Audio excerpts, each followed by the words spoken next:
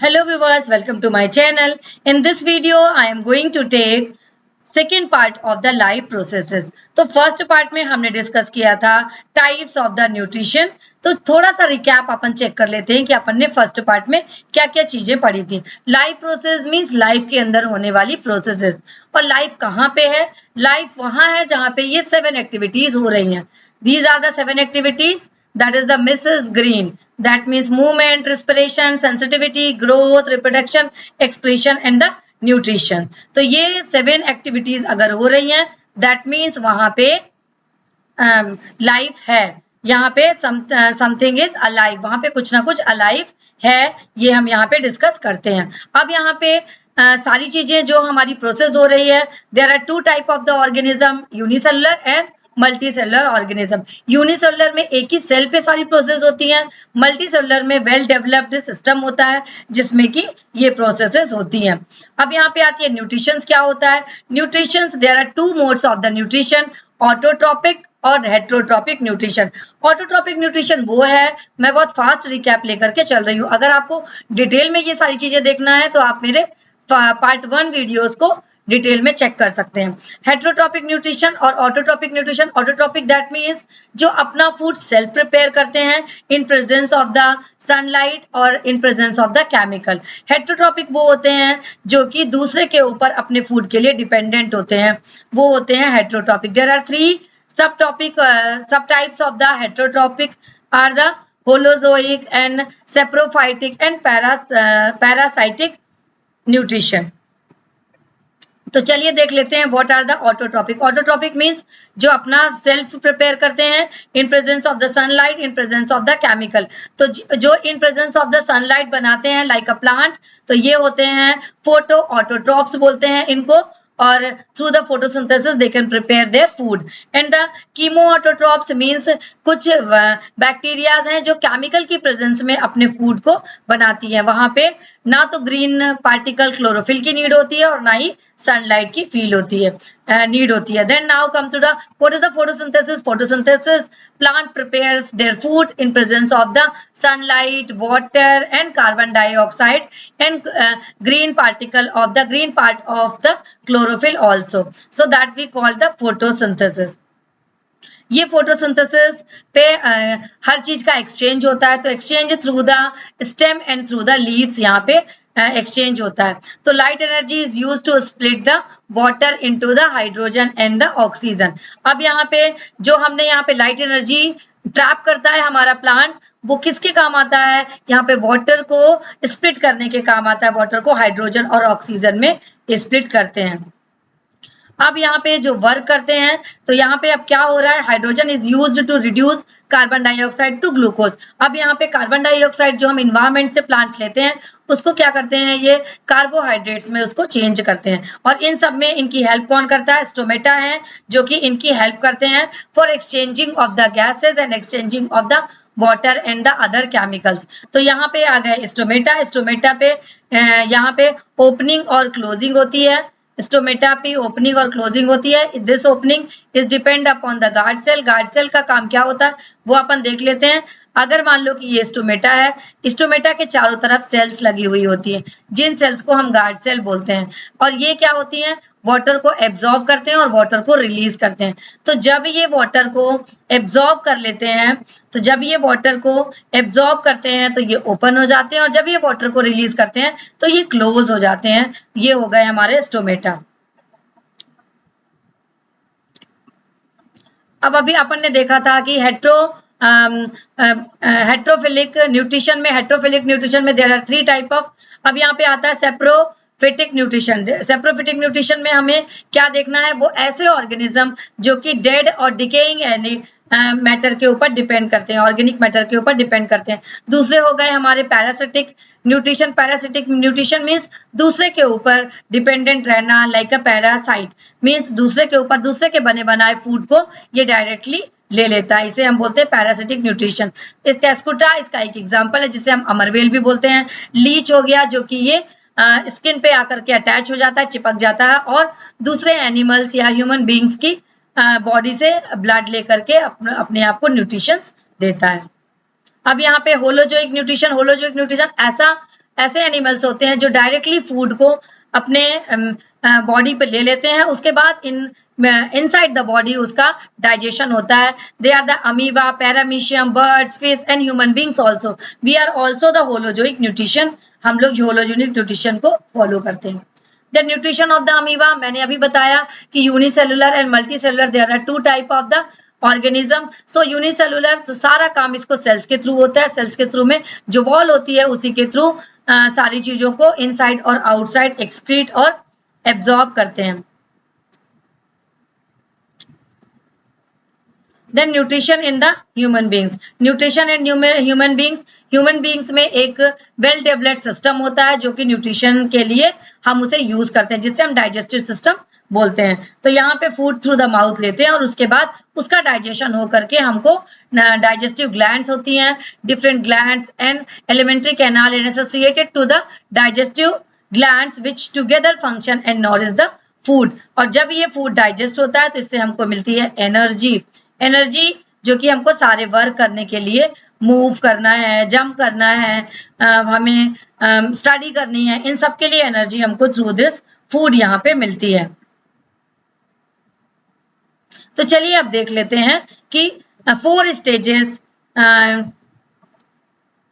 Ingestion, digestion, absorption and excretion take place the alimentary canal. Alimentary canal के through सारी processes होती हैं, ये 4 प्रोसेस होती हैं जिसके थ्रू हमारे जो फूड है जो हमने माउथ के थ्रू लिया उस सबका यहाँ पे डाइजेशन होता है। तो चलिए इसको डिटेल में समझ लेते हैं। फ्रॉम माउथ टू, कहां से लेकर के, फ्रॉम माउथ टू एनस, एक कैनल यहाँ पे वर्क करती है जिसे हम एलिमेंट्री कैनाल करते हैं। यहां से लेकर के ये कैनल वर्क करती है, ट्यूब लाइक स्ट्रक्चर होती है जो कि ला करके लास्ट में एनस पे फिनिश होती है, इसे ही हम बोलते हैं एलिमेंट्री कैनाल। तो अब हम इसे डिटेल में समझते हैं। एलिमेंट्री कैनाल के यहाँ पे बहुत सारे पार्ट्स होते हैं जिनका अपना अलग अलग रोल है।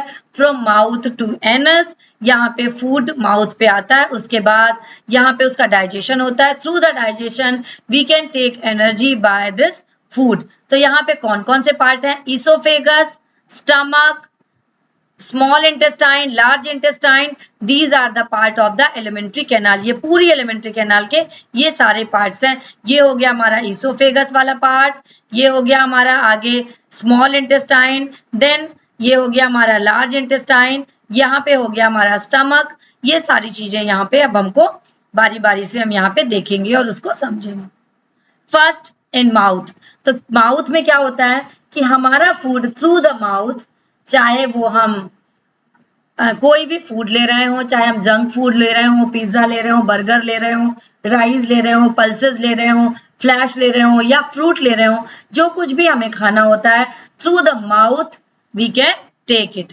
अब माउथ में आने के बाद यहाँ पे हमारे पास टीथ होते हैं। There are 32 teeth in adult person में 32 टीथ होती हैं। 32 टीथ में incisor, canine, premolar and molar.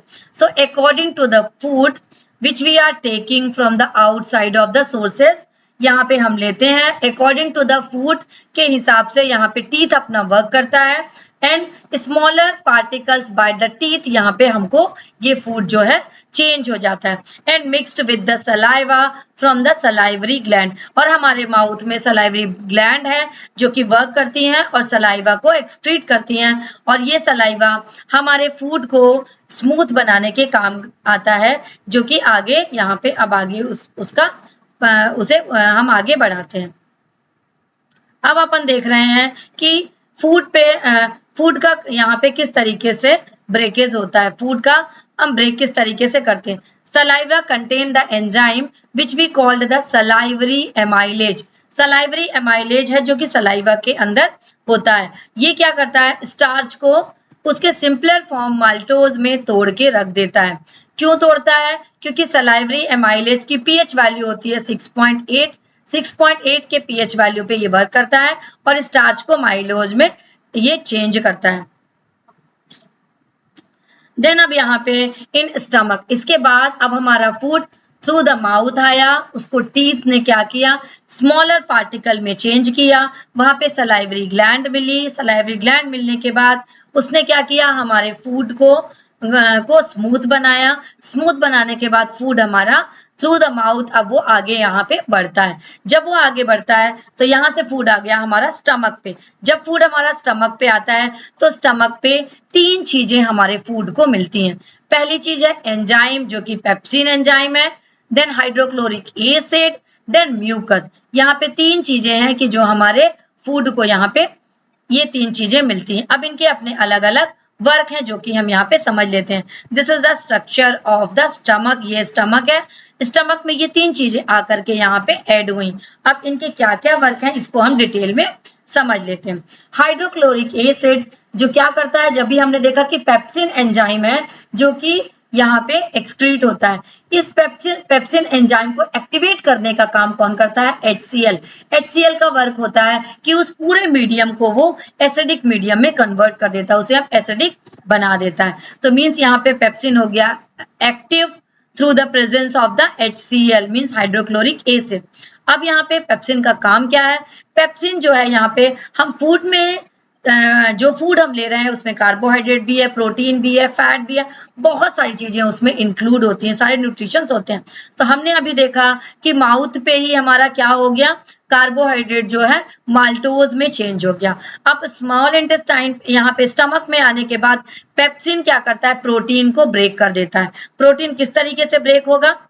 Pepsinogen यहाँ पे होता है और in presence of HCl, pepsinogen in presence of HCl इसको एक्टिवेट करता है जो कि पेप्सिन में चेंज होगा। देन प्रोटीन, पेप्सिन जो है अब प्रोटीन को से वर्क करता है। इसको एक बार और समझ लीजिए, पेप्सिनोजेन एंजाइम है और यहाँ पे HCl आया जो कि एसिडिक मीडियम पे है। पेप्सिनोजेन यहाँ पे एक्टिव हुआ, एक्टिव होने के बाद ये चेंज होता है पेप्सिन में। पेप्सिन क्या करता है? प्रोटीन से मिला ये, क्योंकि पेप्सिन का काम क्या है? प्रोटीन को ब्रेक करना, और इसने पेप्सिन को प्रोटियोज और पेप्टोन में ब्रेक कर दिया। इसे सिंपलर फॉर्म में इसने बदल दिया, पेप्टोज और पेप्टोन में इसको चेंज कर दिया। नाउ नेक्स्ट अब हम देखते हैं म्यूकस। अब हमने देख लिया यहाँ पे 2 के वर्क हमको समझ में आ गए, पहले तो HCl का और दूसरा पेप्सिन एंजाइम का। इसके बाद अब देखते हैं म्यूकस भी एक्सक्रीट होता है यहाँ पे। Mucus protect the wall of the stomach. क्यों प्रोटेक्ट करेगा भाई? जो HCl हमारा निकला, HCl हमें पता है एसिडिक नेचर होता है और HCl को हम इन केमिस्ट्री हम वैसे भी पढ़ते हैं कि HCl डाइल्यूट और कंसंट्रेटेड फॉर्म पे होता है जो कि हमारे बॉडी के लिए हार्मफुल है। अगर ये HCl हमारे बॉडी पे कंसंट्रेटेड गिर जाए तो क्या करेगा? हमारे स्किन को वो जला देगा। तो यहाँ पे म्यूकस क्या करता है? हमारे स्टमक की वॉल को प्रोटेक्ट करता है इस एसिड से। इसका काम है प्रोटेक्ट करने का काम। दैट मीन्स म्यूकस यहाँ पे प्रोटेक्ट करता है किससे? Protect from the HCl। HCl से हमारे स्टमक की वॉल को प्रोटेक्ट करता है। इसके बाद है, अब एक क्वेश्चन है यहाँ पे, small intestine is not small. अब यहाँ पे ये हमें पहली चीज समझना है कि नाम तो है स्मॉल इंटेस्टाइन लेकिन ये स्मॉल नहीं होती। Small intestine is larger than the large intestine. अब यहाँ पे एक क्वेश्चन आता है कि small intestine in herbivorous is longer. जो हार्वीबोरस दैट मीन जो हर्ब को खाने वाले ओनली प्लांट, और ये क्या है? ओमनीवोरस। ओमनीवोरस मीन्स यहाँ पे herbivorous, small intestine in herbivorous is longer. तो हार्वीबोरस में लॉन्गर होती है, लेकिन जो ओमनीबोरस होते हैं, ओमनीबोरस कौन होते हैं? जो कि फ्लैश भी खाते हैं और प्लांट्स भी खाते हैं, तो उनपे ये लॉन्गर होती है। ऐसा क्यों होता है? तो इसका आंसर आप कमेंट बॉक्स पे लिखिए।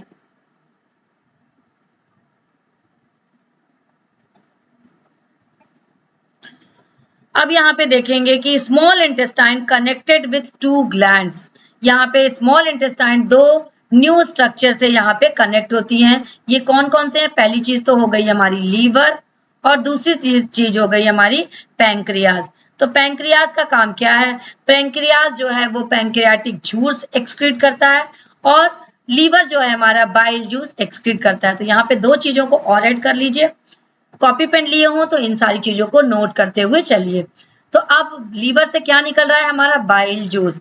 बाइल जूस जो जा करके हमारे कहाँ पे ऐड हो रहा है? ये जा करके हमारा स्मॉल स्टमक में जा करके ये मिक्स हो रहे हैं। तो bile juice also mixed with the stomach and the pancreas से निकलता है पैंक्रियाटिक जूस, जो कि स्टमक में जाकर के मिल जाता है। अब ये समझ लेते हैं कि इस बाइल जूस और इस पैंक्रियाटिक जूस का क्या वर्क है, यहाँ पे हम समझ लेते हैं।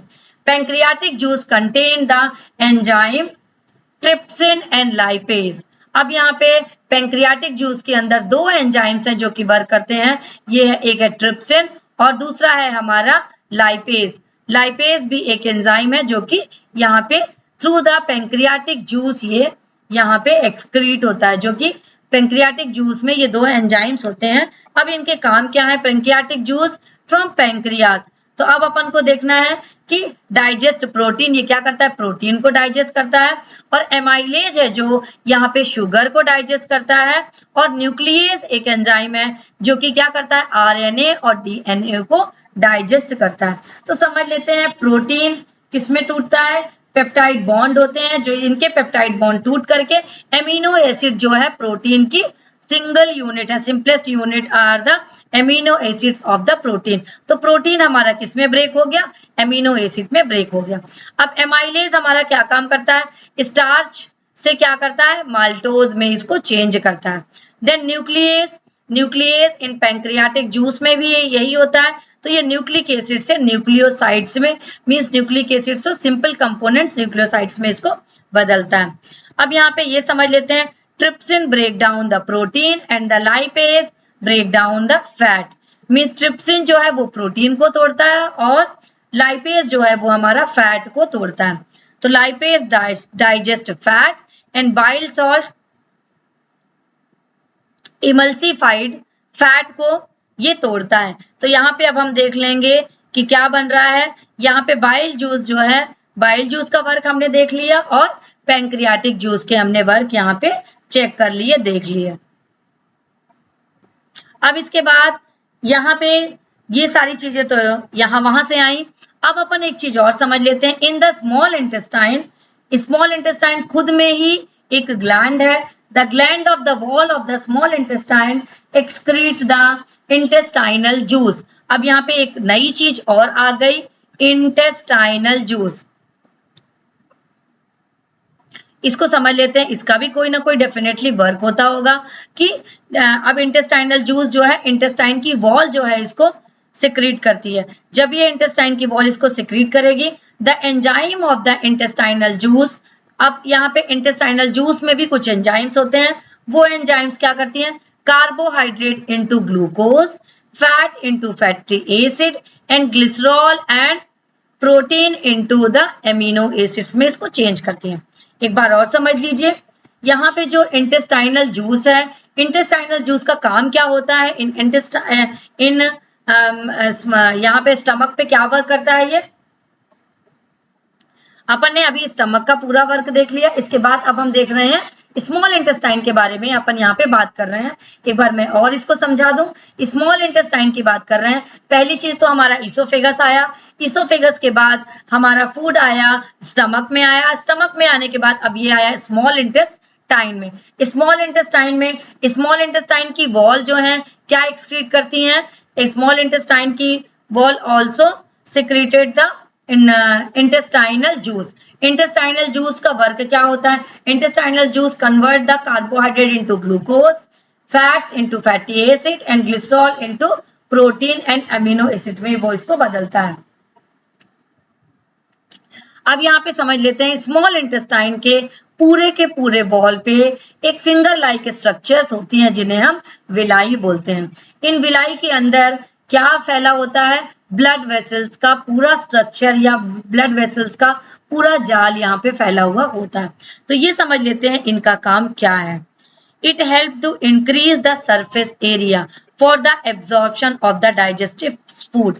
अब यहाँ पे स्मॉल इंटेस्टाइन में क्या हो रहा है? एब्जॉर्प्शन का काम हो रहा है। स्मॉल इंटेस्टाइन पूरे वर्क को, पूरे फूड में से जो यूजफुल कंपोनेंट्स हैं वो यहाँ पे एब्जॉर्ब हो जाते हैं।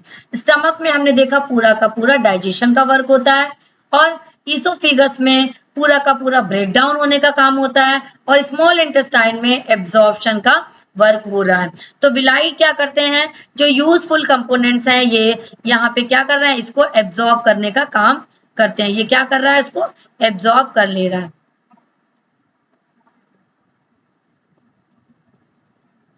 एब्जॉर्ब करा, और जब ये न्यूट्रिशन इसमें एब्जॉर्ब हुआ तो यहाँ पे जाल बिछा होता है किसका, इन ब्लड वेसल्स का। इन ब्लड वेसल्स का यहाँ पे जाल बिछा होता है। थ्रू द ब्लड वेसल्स ये सारे न्यूट्रिशन हमारे बॉडी की सेल्स तक पहुंच जाते हैं। It help to increase the surface area. अब विलाई का वर्क क्या है, it help to increase the surface area for the absorption of the digestive food. Means कोई भी आइटम यहाँ पे छूटने ना पाए, इसीलिए विलाई क्या होते हैं, उसके सरफेस एरिया को इंक्रीज कर देते हैं। अब अपन देखते हैं, the digestive food is absorb by the blood and transported to all cell of the body. अब यहाँ पे अपन आते हैं लार्ज इंटेस्टाइन पे। Large intestine that means small intestine के बाद the undigested food passes into large intestine. इस लार्ज इंटेस्टाइन पे ये फूड हमारा आ गया। लार्ज इंटेस्टाइन का काम क्या है,